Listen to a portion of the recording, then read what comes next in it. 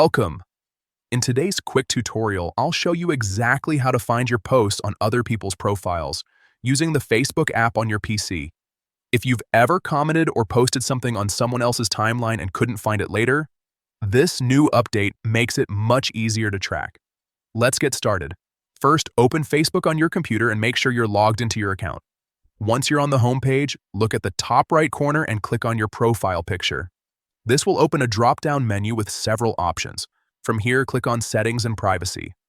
A new menu will expand, and you'll want to select Activity Log. This is where Facebook keeps a detailed record of everything you've done on the platform. Now that you're inside the activity log, look for the section labeled Your Facebook Activity. Click on it to expand more options related to your activity. Next, find and click on Posts. This section organizes all your posting activity in one place. After clicking it, you'll see another option called Posts on Others' Profiles. Go ahead and select that, and that's it. You'll now see a complete list of posts you've made on other people's profiles.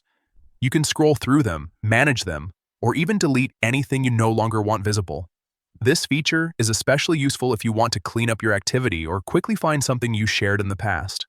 If you found this helpful, make sure to check out more Facebook tips and tutorials to stay updated with the latest features.